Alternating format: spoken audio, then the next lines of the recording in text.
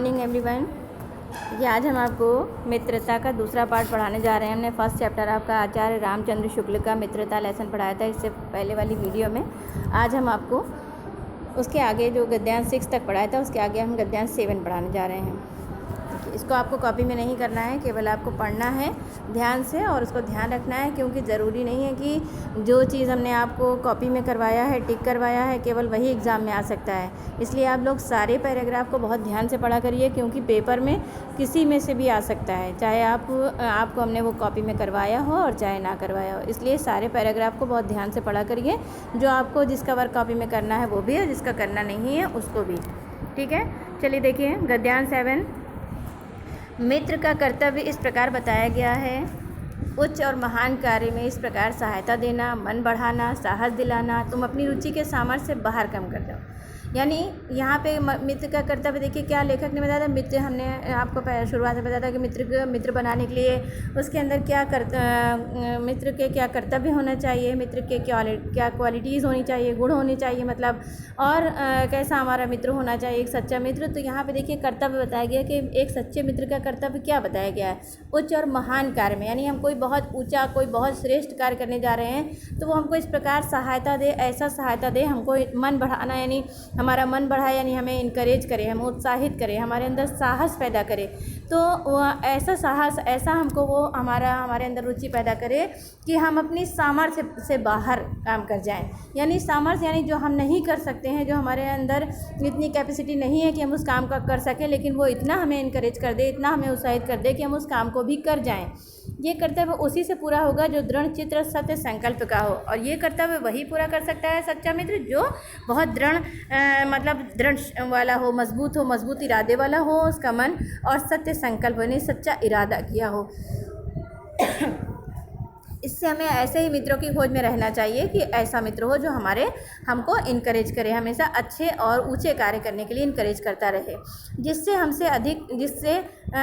जिनमें क्या हो, हमसे अधिक आत्मबल हो। आत्मबल माने होता है यानी कॉन्फिडेंस हो, आत्मा की शक्ति हो, जिसके अंदर हमसे ज़्यादा कॉन्फिडेंस हो, और हमें उसका पल्ला उसी तरह से पकड़ना चाहिए जिस तरह सुग्रीव ने राम का पल्ला पकड़ा था। अब आप कहेंगे राम को तो जानते हैं, लेकिन सुग्रीव कौन है? सुग्रीव वो है यानी वानर सेना जिनकी थी, क्योंकि सुग्रीव की मदद से ही राम को वानर सेना मिली थी, और वानर सेना के द्वारा ही उन्होंने सीता को बचाया था, यानी रावण के लंका जा कर के वहाँ से उन्हीं वानरों के द्वारा ही उन्होंने उनको छुड़ाया था, रावण का वध किया था और सीता को उसके चंगुल से छुड़ाया था। तो वो है सुग्रीव। मित्र हो तो प्रतिष्ठित, या तो वैसा ही मित्र होना चाहिए जैसे सुग्रीव था कि आखिरी तक उन्होंने राम का साथ नहीं छोड़ा था। मित्र हो तो प्रतिष्ठित और शुद्ध हृदय के हो, यानी प्रतिष्ठित हो, यानी बहुत ज़्यादा प्रतिष्ठित मतलब सम्मानित हो, और उसके अंदर क्या हो, उसका हृदय बहुत कोमल हो, पुरुषार्थी यानी मेहनती भी हो, शिष्ट और सत्यनिष्ठ हो, सच्चा बोलने वाला हो, शिष्ट मतलब सत्य और शिष्ट मतलब सभ्य हो, मैनर्स हो उसके अंदर, जिससे हम अपने को उसके भरोसे छोड़ सकें और ये विश्वास कर सकें कि उससे हमें किसी भी प्रकार का धोखा नहीं मिलेगा। अब आता है गद्यांश 8। ये अच्छी बातों के सच्चे आनंद से अच्छी बातों के सच्चे आनंद से कोसों दूर है। यहाँ पे किसके लिए कहा गया है? वो जो यानी वो युवक, वो मतलब ऐसा इंसान जो दुष्ट प्रकृति के होते हैं, तो वो क्या कहते हैं, उनका क्या है, उनका किसी भी चीज़ से कोई लेना देना नहीं होता है। यानी सच्चे आनंद से, सच्चा आनंद हमें जो प्रकृति से मिलता है वो ना तो उनको वो अच्छा लगता है, प्राकृतिक सुंदरता भी उनको नहीं भाती है।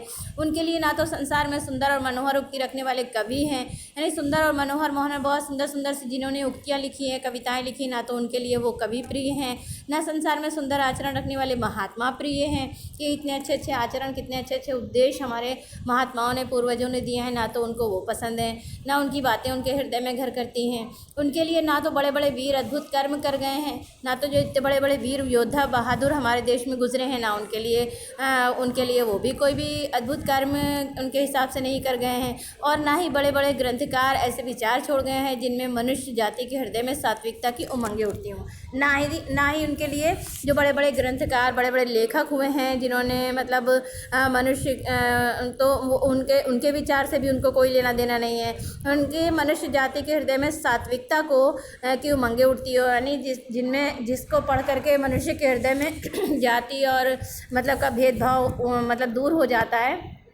ऐसी सच्चाई, हृदय में सच्चाई उत्पन्न हो जाती है, सत्यता उत्पन्न हो जाती है। वैसी उमंगें भी उनके अंदर नहीं उठती हैं। उनके लिए फूल पत्तियों में कोई सौंदर्य नहीं है ना, प्राकृतिक सौंदर्यता से भी उनको कोई लगाव नहीं है। झरनों के कलकल में मधुर संगीत नहीं है। देखिए कवि और लेखक सब झरनों की मधुर कलकल की आवाज़ से अपनी पूरी पूरी कविताएँ लिख देते हैं, पूरे पूरे लेख लिख देते हैं, तो उनको इससे भी कोई लेना देना नहीं, इसमें भी उनको आनंद प्राप्त नहीं होता है। उनके भाग में सच्चे प्रयत्न और पुरुषार्थ का आनंद ही नहीं है। उनके भाग में सच्ची प्रीति का सुख और कोमल हृदय की शांति नहीं है। ऐसे मनुष्य क्या होते हैं, उनके अंदर ना तो वो सच्चा प्रयत्न कभी कर सकते हैं, ना कभी मेहनत कर सकते हैं, ना ही किसी चीज़ का आनंद ले सकते हैं, ना ही किसी सच्चा प्रेम कर सकते हैं, ना ही उनको उनके हृदय में कोमलता होती है, और ना ही उनका हृदय कभी शांत रहता है, ना ही उनको कभी सुख का अनुभव होता है। तो उनकी आत्मा क्या होती है, जिनकी आत्मा अपने इंद्रिय विषयों में ही लिप्त रहे, क्योंकि उनकी आत्मा कैसी होती है, अपनी जो विषय वासना में ही डूबे रहते हैं, यानी जो उनके गलत कार्य होते हैं उन्हीं में ही, जो उनकी आंखें हैं विषय वासना में डूबी रहती हैं हमेशा। जिनका हृदय नीचाशियों कुत्सित विचारों से कलुषित है, उनका हृदय कैसा है, नीच बातों से, गंदे विचारों से भरा हुआ है, और गंदगी उनके अंदर घर कर गई है। ऐसे नाशोन्मुख प्राणियों को दिन दिन अंधकार में पतित होते देख कौन ऐसा होगा जिसने ना देखा होगा। नहीं, ऐसे नाशोन्मुख यानी जिनके मुख से हमेशा नाश की ही बातें निकलती हों, हमेशा दूसरों के प्राणियों को, दूसरों को नष्ट करने की ही बातें निकलती हों, तो उनके हृदय, उनके मतलब उनको प्रतिदिन उनका क्या होता है, पतित होता रहता है, यानी वो उनका हमेशा पतन होता रहता है। वो हमेशा कभी भी ऊंचाइयों पर नहीं उठ पाते हैं और हमेशा गिरते हुए दिखाई देते हैं। तो जो तरस ना खाएगा या दिन दिन अंधकार में पतित होते देख कौन ऐसा होगा जो तरस न खाएगा, उसे ऐसे प्राणियों का साथ नहीं करना चाहिए। यानी जो ऐसे प्राणी होते हैं हमें उनका साथ कभी भी, उनसे कभी भी मित्रता नहीं करनी चाहिए। अब आता है गद्यांश 9, ये आपको कॉपी में करना है इसके क्वेश्चन आंसर, और इसके आपको क्वेश्चन करना है दूसरा, तीसरा और चौथा 3 क्वेश्चन आपको इसके कॉपी में करने हैं। देखिए क्या है, कुसंग का ज्वर सबसे भयानक होता है। कुसंग माने कुसंगति, बुरी संगति का जो ज्वर होता है, जो बुखार होता है, वो सबसे ज़्यादा भयानक होता है, क्योंकि वो कुसंगति जो होती है मनुष्य की बुद्धि को नष्ट कर देती है। उसको किसी की बातें अच्छी नहीं लगती है, वो बस वही बुरी संगति में डूबा रहता है, और उसको उसी के अपने मित्र की जो कि बुरा है उसकी ही बातें अच्छी लगती हैं। ये केवल नीति और सद्वृत्ति का ही नाश नहीं करती, बल्कि बुद्धि का भी क्षय करता है। ये क्या है, हमारे अंदर की नीति, न्याय, सद्वृत्ति यानी जो अच्छा जो मतलब चरित्र होता है, अच्छे चरित्र, अच्छी सोच का ही नाश नहीं करती। कि मनुष्य का अगर चरित्र अच्छी है, न्यायप्रिय है, तो जो उसने अगर कुसंगति कर ली है तो वो उसकी बुद्धि का ही नष्ट कर दे, उसकी बुद्धि को नष्ट कर देती है पूरी तरह, कि उसके अंदर सोचने समझने की क्षमता समाप्त हो जाती है।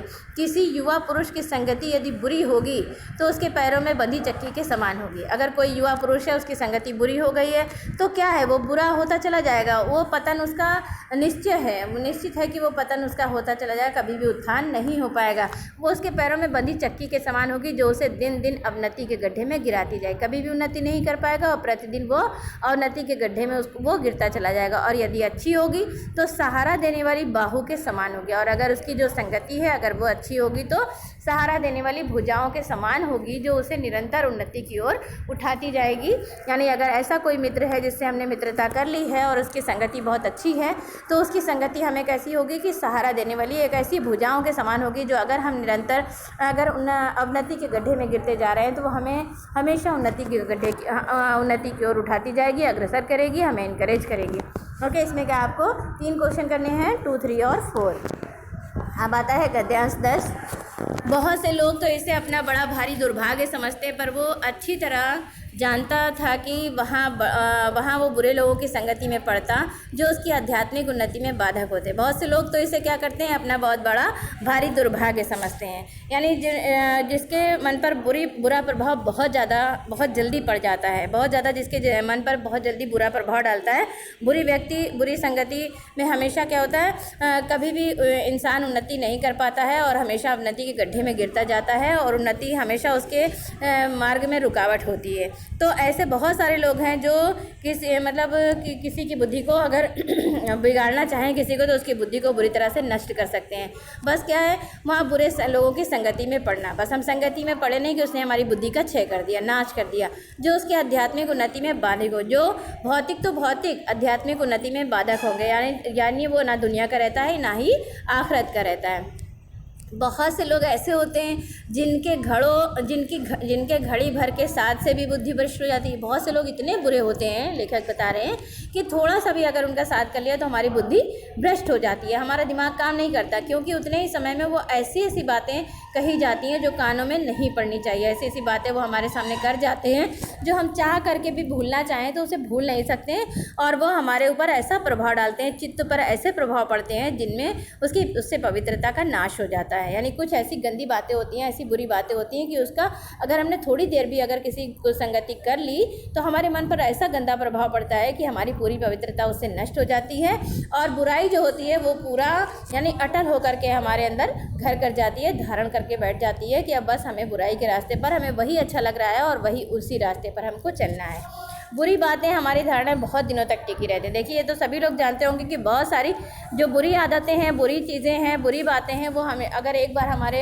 सामने हो जाती हैं या हम सुन लेते हैं तो वो हमारे दिमाग से नहीं निकलती हैं, और अच्छी बातें जो होती हैं इधर हम सुनते हैं उधर भूल जाते हैं। तो इस बात को प्रायः सभी लोग जानते हैं कि भद्दे व फूहड़ गीत जितनी जल्दी ध्यान पर चढ़ते हैं, देखिए बहुत गंदे गंदे जो फूहड़ गीत होते हैं कितनी जल्दी बच्चों को याद हो जाते हैं, तो उतनी जल्दी कोई गंभीर या अच्छी बात याद नहीं होती है ना। कोई अच्छी बात है, अगर कोई मौलाना कुछ बता रहे, वो बातें हम लोगों को बस उस वक्त तो थोड़ी देर के लिए याद रहती है, लेकिन दूसरे ही पल भूल जाते हैं। लेकिन अगर जो गंदे और भद्दे फूहड़ गीत होते हैं, डायलॉग होते हैं, वो सब हम लोग नहीं भूलते हैं, पूरी स्टोरी याद रखते हैं। ठीक है, तो वो हमारी जो है हमारे दिमाग में इतनी जल्दी चढ़ जाते हैं कि फिर वो हम उसे भूल नहीं पाते हैं। इसी तरह से कह रहे हैं बुराई जो है वो अटल भाव धारण करके हमारे हृदय में ऐसी बैठ जाती है थोड़ी ही देर में कि हम फिर अच्छाई के रास्ते पर चलना भी चाहते हैं तो नहीं चल पाते हैं।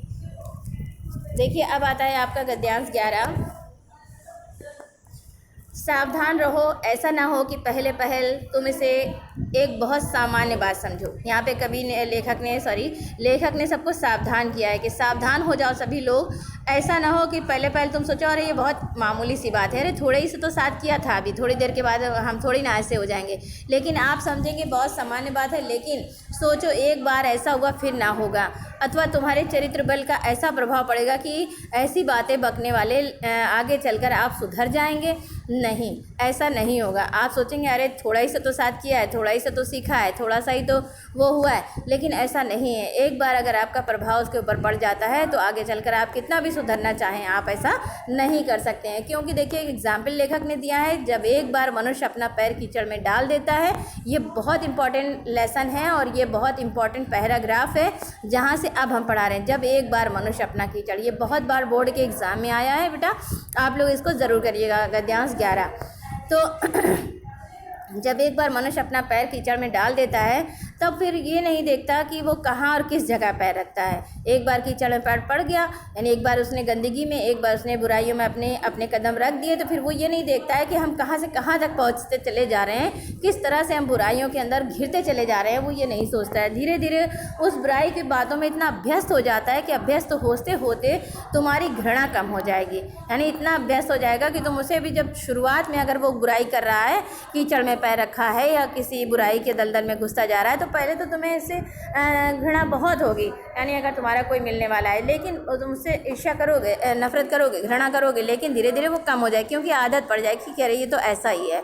पीछे तुम उससे चिढ़ना मालूम होगी, क्योंकि वो तुम ये सोचने लगोगे कि चिढ़ने की बात ही क्या है। जब उसका तो फिर तुम्हारा क्या हो जाएगा, विवेक कुंठित हो जाएगा तुम्हारा। जो यानी अगर तुम यहाँ पे उसके लिए कहा गया है जो मतलब जो कीचड़ में जिसने पैर रख दिया है, जो बुरी संगति में पड़ गया है, कुछ संगति में पड़ गया है, तो एक बार तो मतलब जब उसको थोड़ी सी वो लगेगी, चिढ़ होगी, उसे चिढ़ मालूम होगी, वो सोचने लगेगा कि चिढ़ने की, फिर सोचेगा अरे चिढ़ने की बात क्या है। तो क्योंकि उसका दिमाग क्या है, कुंठित हो चुका है, जो उसका ज्ञान है वो सब समाप्त हो चुका है। कुंठित माने बेकार हो जाता है, विवेक माने होता है ज्ञान। तो जो उसका ज्ञान है, जो उसकी सोच है, जो अच्छा विचार है, वो सब उसका बेकार हो चुका है और तुम्हें भले बुरे की पहचान नहीं रह जाएगी अगर तुम एक बार अपना पैर कीचड़ में रख देते हो। अगर एक बार तुम बुराई या कुसंगति में पड़ जाते हो तो तुम्हारी सारी बुद्धि नष्ट हो जाती है, तुम्हारा विवेक कुंठित हो जाता है और तुम्हें भले बुरे की पहचान नहीं रह जाती। अगर कोई अच्छी बात सिखाता है तब भी आपको बुरी लगती है। अंत में होते होते तुम भी बुराई के भक्त बन जाओगे। फिर अंत में क्या होता है, धीरे धीरे बुराई के भक्त बन जाओगे और बुराई पूरी तरह तुम्हें अपने घेरे में ले लेगी। अतः हृदय को उज्जवल और निष्कलंक रखने का सबसे अच्छा उपाय यही है कि बुरी संगत के छूत से बचो। देखिए सबसे पहला अच्छा जो है इसका ये क्या है कि सबसे हमारा हृदय उज्जवल रहे, साफ रहे, निष्कलंक रहे, यानी कोई दाग धब्बा ना हो, कोई बुराई ना हो। इससे कलंक रहित अपने हृदय को बनाने के लिए हमारे हृदय को चाहिए कि हमारा हृदय हमेशा कोमल रहे, और तो इसके लिए हमें बुरी संगति से दूर रहना होगा। ठीक है, अब इसके बाद आपको जो इसमें क्वेश्चन करना है वो आपको करना है रेखांकित अंश की व्याख्या, यानी क्वेश्चन नंबर 2। और आपको क्वेश्चन नंबर करना है क्वेश्चन नंबर 2 और क्वेश्चन नंबर 4। और क्वेश्चन नंबर आपको क्वेश्चन नंबर कर लीजिएगा आप लोग 8, क्वेश्चन नंबर 8वां, यानी कि 2, 4 और 8, ये क्वेश्चन नंबर आप लोग कर लीजिएगा। Okay, see you.